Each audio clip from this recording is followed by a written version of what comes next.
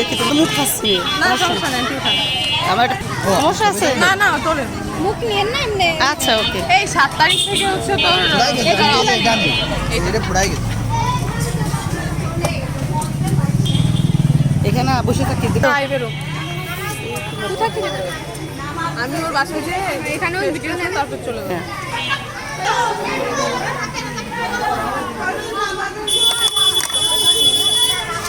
সমস্যা নাই।